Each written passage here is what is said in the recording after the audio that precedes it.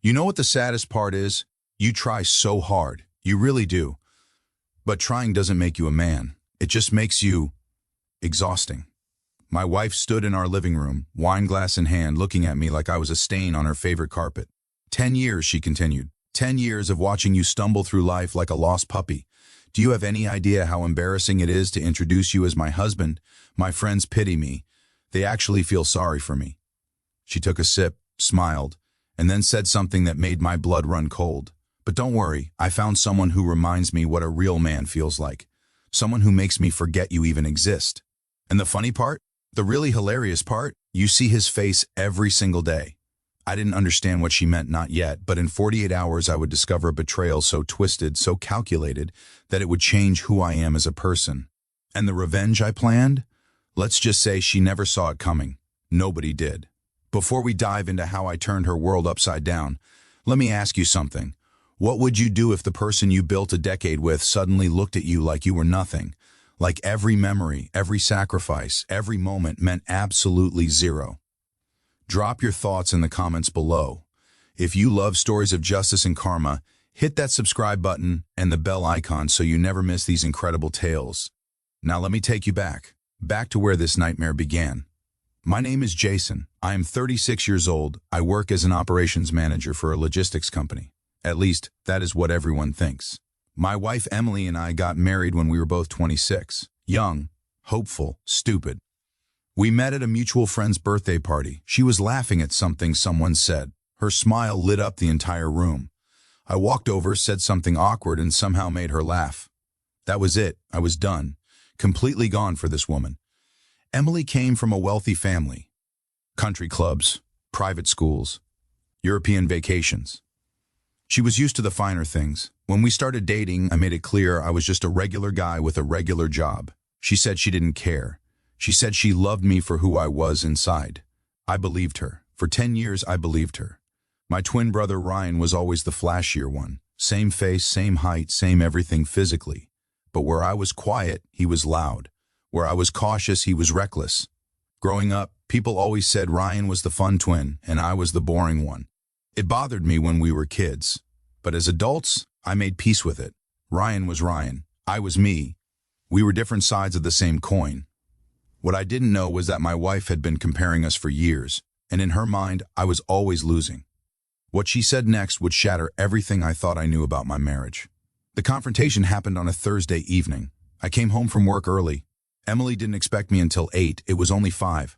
I found her in the bedroom, on the phone, giggling like a teenager. When she saw me, her face changed. Not guilt, annoyance, like I had interrupted something important. I have to go, she said into the phone. He's here. She hung up without saying goodbye, without saying who it was, without any explanation. Who was that? I asked. Nobody. Just a friend. Which friend? She rolled her eyes. Actually rolled her eyes at me. Does it matter? You don't know them anyway. You don't know anyone interesting. That stung. But I let it go. I always let things go with Emily. That was my mistake. Over the next few weeks, I noticed changes. She started going to the gym more often, started buying new clothes, started caring about her appearance in ways she hadn't in years. And she started mentioning Ryan a lot. Ryan texted me this funny meme today. I ran into Ryan at the coffee shop. He's looking good. Did you know Ryan got promoted? At least someone in your family has ambition. Every comment was a tiny cut. Every mention of his name felt like a needle under my skin. But I trusted her. I trusted him. They were my two favorite people in the world. Have you ever been betrayed by someone you trusted completely? Someone you would have died for? Tell me in the comments, because what happened next broke me in ways I still can't fully explain. The truth came out on our 10th wedding anniversary. I had planned a special dinner, reservations at her favorite restaurant, flowers, a new necklace she had been eyeing for months. I wanted to show her that even after a decade, I still loved her more than anything. She came home late, 2 hours late. No explanation, no apology. Where were you? I asked, trying to stay calm. She dropped her purse on the counter, looked at me with those cold eyes, and laughed. You really want to know? Fine. I was with Ryan. We were celebrating. Celebrating what? Our 6-month anniversary. The room started spinning. I grabbed the counter to steady myself. What are you talking about? Emily walked toward me slowly, like a predator approaching wounded prey. She was enjoying this. I could see it in her face. 6 months ago, your brother took me to dinner. One thing led to another. and I finally understood what I had been missing all these years. She stood inches from my face now, close enough that I could smell unfamiliar cologne on her clothes. He is everything you are not, Jason. He is confident. He is exciting. He is passionate. You are just there, like furniture, like a lamp that forgot to turn off. I tried to speak, but she wasn't finished. Do you want to know the worst part? You two look exactly the same face, same body, but he knows how to use it. When I am with him, I feel alive. When I am with you, I feel like I am waiting to die. Tears were streaming down my face now. I couldn't stop them. I didn't even try. Please, I whispered. After everything we built, after 10 years, you're throwing it all away? She smiled, cold, empty, cruel. I am not throwing anything away. I am finally choosing correctly. Think of it as upgrading to a better model. Same design, superior performance. She grabbed her purse and headed for the door. I'm moving in with Ryan this weekend. My lawyer will contact you about the divorce. I expect the house, the cars, and half of everything you own. Consider it payment for wasting a decade of my life. The door slammed shut, and I was alone, completely alone. But what Emily didn't know was about to change everything. Stay with me because this is where the story takes a turn nobody expected. See, there was something Emily never figured out about Ryan. Something nobody knew except the two of us. Ryan was loyal, fiercely, unquestionably loyal. 3 weeks before that anniversary, Ryan had called me, late at night, voice shaking. Brother, we need to talk, in person, now.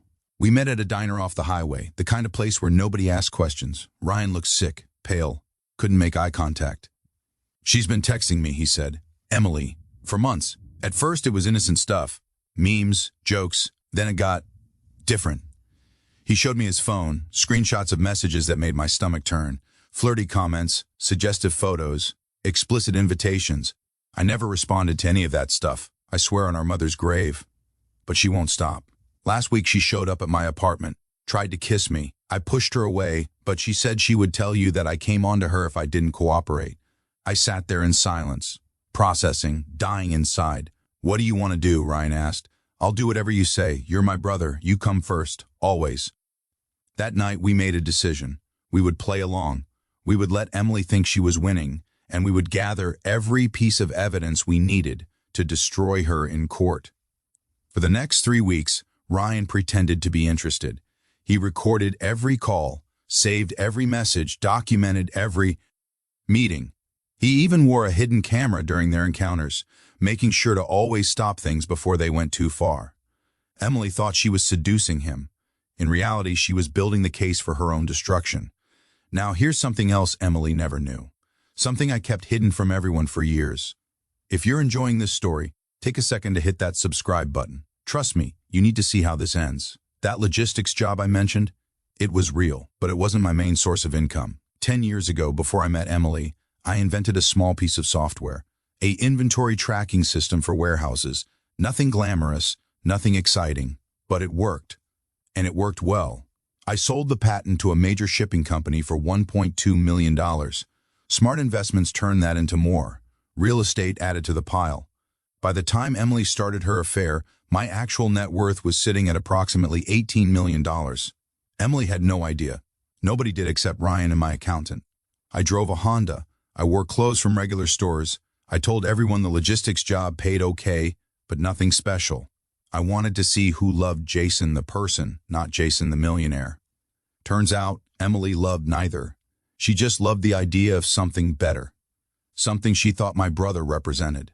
The irony was so thick you could cut it with a knife. She was leaving an $18 million man for a graphic designer who made $60,000 a year. And she thought she was trading up. But I wasn't going to just win the divorce. I was going to make her feel exactly what she made me feel. Helpless, humiliated, alone. And I had the perfect plan. The twist coming next will leave you absolutely speechless. Stay with me.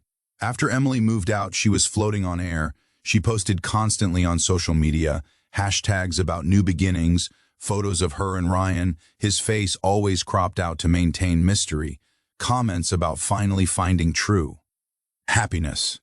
She thought she had won, she had the exciting brother, and soon she would have half of what she believed was my modest savings. Meanwhile, I was preparing. Ryan and I talked every day. He reported everything. her plans, her expectations, her fantasies about their future together. She wants to go away, Ryan told me one night, a romantic trip, just the two of us. She keeps talking about this cabin up north, complete isolation, no distractions. She says it will be the start of our real life together. I smiled for the first time in weeks. Tell her you found the perfect place. A cabin in the mountains, 4 hours from the city. Tell her you will pick her up Friday night and drive her there yourself. Ryan hesitated. Are you sure about this? What exactly are you planning? Trust me, just get her in the car. I will handle the rest. Friday arrived faster than expected. Emily packed like she was moving to Paris. 3 suitcases, designer everything. Enough clothes for a month even though the trip was supposed to be a weekend. She waited outside her new apartment building, excited, giddy, ready for her new life to begin. A black SUV pulled up, the window rolled down. She saw the face she expected, our face. Ready for the adventure of a lifetime? The driver asked. Emily climbed in without hesitation, kissed him on the cheek, started talking immediately about how happy she was, how perfect this was, how she couldn't wait to be alone with him. She didn't notice the subtle differences, the way he held the steering wheel, the slight variation in his voice, the nervous energy that wasn't quite right. She was too busy planning her future to realize her past had just climbed into the driver's seat. Would you confront someone right away or let them dig their own grave? Tell me in the comments what you would do. The drive was long, 4 hours of winding roads, decreasing civilization, disappearing cell phone signals. Emily talked the entire time about how boring I was, about how she couldn't believe she wasted 10 years, about how she was going to take me for everything in the divorce. His lawyer called yesterday, she laughed. He's not even fighting, not really. He's going to give me the house, probably the savings too. He's too weak to do anything else. The driver stayed quiet, let her talk, let her reveal every ugly thought in her head. You know what I told my friends? Emily continued. I told them Jason was the rough draft, and you're the finished product. Same raw material, completely different result. She squeezed his arm, snuggled closer, completely oblivious. The roads got narrower, the trees got thicker, the darkness got deeper. Finally, after what felt like forever, the SUV pulled up to a cabin, small, dark, isolated, no other buildings in sight, no lights anywhere except the headlights of the car. Emily looked around nervously. This is it? It's a little rustic. It's perfect, the driver said. Wait until you see the inside. But he didn't move to get out. He just sat there, hands on the wheel, staring straight ahead. Emily's nervousness grew. What's wrong? Aren't we going in? Silence. Ryan? Is everything okay? The driver slowly turned to face her, and then, very carefully, very deliberately, he started to smile. But it wasn't Ryan's smile. It was something else entirely. Actually, he said, his voice changing slightly, there's something I need to tell you, Emily. She stared at him, confused, waiting. I'm not Ryan. Just when she thought she had everything figured out, her entire world collapsed. The color drained from Emily's face. Her hands started shaking. Her mouth moved, but no words came out. It's me, I said, dropping all pretense. Your husband, the rough draft, the furniture, the lamp that forgot to turn off. She scrambled backward, pressing herself against the passenger door. No, that's impossible. You can't. We're identical twins, Emily. Same face, same height, same everything. You said it yourself. You just never considered that it could work both ways. Tears started streaming down her cheeks. Real tears this time, not manipulation. Pure terror. Jason, please, I didn't mean what? The 6 months of cheating? The cruel words, the plans to take everything from me? I reached into my pocket and pulled out a USB drive. Did you know Ryan recorded everything? Every text, every call, every meeting. Even that time you showed up at his apartment in lingerie. All documented, all admissible in court. Her crying intensified. He was supposed to. He said he loved me. He said what you needed to hear. Because I asked him to. Because we've been brothers for 36 years, and some random woman wasn't going to change that. Please, Jason, I'm sorry. I'm so sorry. Just take me home. We can talk about this. We can fix this. I shook my head slowly. There's nothing to fix. You made your choice. Now you live with it. I opened my door and stepped out into the cold night air. What are you doing? Emily's voice was rising, panicking. You can't leave me here. I walked around to her side of the car, opened her door, gestured for her to get out. Your purse, please. What? Your purse, your phone, your wallet. Hand them over. She was sobbing now, begging, but she complied. She had no choice. I took everything. Left her standing there in designer heels and a silk dress, surrounded by wilderness in every direction. The nearest town is about 12 miles south, I said. Main road is 5 miles east. I suggest you start walking before it gets colder. Jason, please. I'll die out here. You won't. People survive worse every day. I got back in the SUV, started the engine. Consider this a learning experience. Sometimes the rough draft is better than no draft at all. I drove away, watched her shrinking figure in the rearview mirror, heard her screaming my name until the sound disappeared into the night, and I felt nothing. Absolutely nothing. If you're Team Karma right now, hit that subscribe button, because what happened next proved that the universe has a sense of humor. I got home around 3 in the morning, exhausted but wired, my mind racing with everything that still needed to happen. First, I called my lawyer, left a message that I would be filing first thing Monday morning. Adultery, evidence included, no negotiations. Then I went to the backyard, to the fire pit I had built 3 years ago and never used. Emily's closet was still full. All the things she couldn't fit in her suitcases.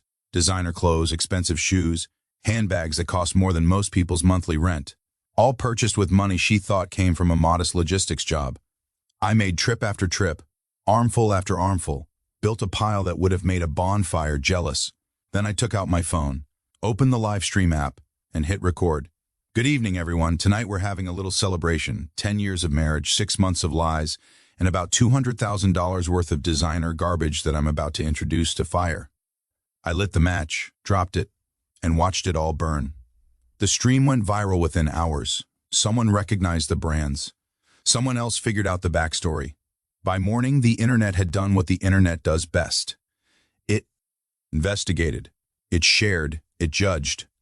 Emily's name was everywhere. Screenshots of her social media posts about new beginnings suddenly looked very different next to the story of what she had actually done. Her accounts were flooded with comments, thousands of them. She deleted everything, disappeared from the internet entirely. But the real world doesn't have a delete button. Emily was found the next morning by a forest ranger. She had walked nearly 9 miles through the woods in heels that cost $800. Her feet were blistered and bleeding, her dress was torn. She was dehydrated, hypothermic, and furious. She tried to press charges, kidnapping, abandonment, emotional abuse, anything that might stick. Nothing did. I hadn't forced her into the car. She came willingly. I hadn't hurt her physically. I simply left her in a location and drove away. Legally questionable, perhaps. Criminally prosecutable? My lawyer said no jury in the world would convict me after seeing the evidence. And speaking of evidence, the divorce proceedings were spectacular.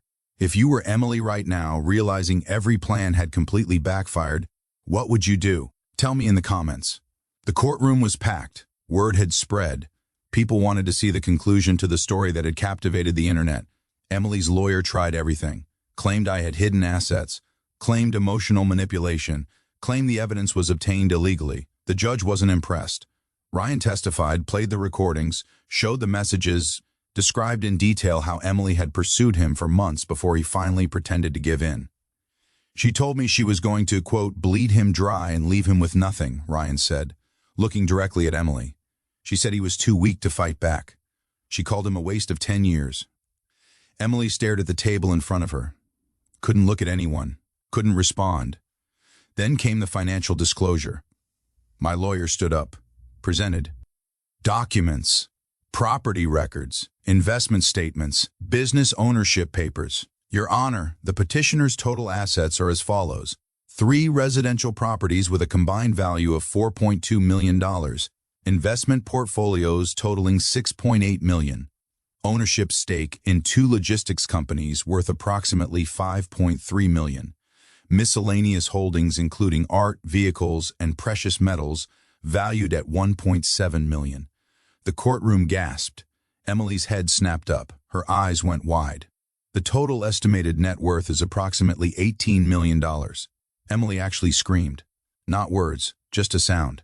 Pure shock and rage and regret all compressed into one guttural noise.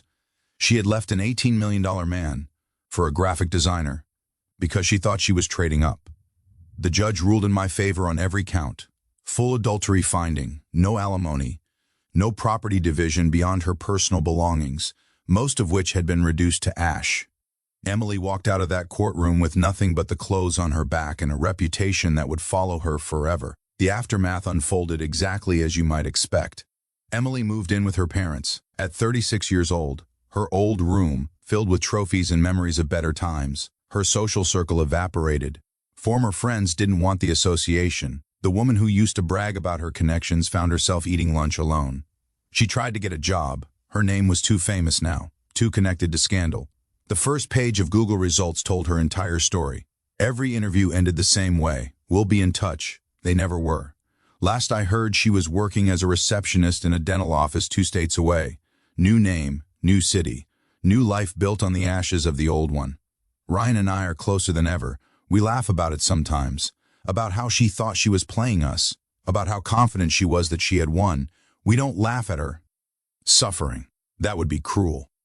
We laugh at the absurdity of it all. The cosmic joke that life played on someone who thought she could have everything by doing nothing but taking. There's a lesson here, maybe more than one. Sometimes the quiet ones are quiet for a reason. Sometimes the boring ones are watching and waiting. Sometimes the rough draft has chapters you never bothered to read.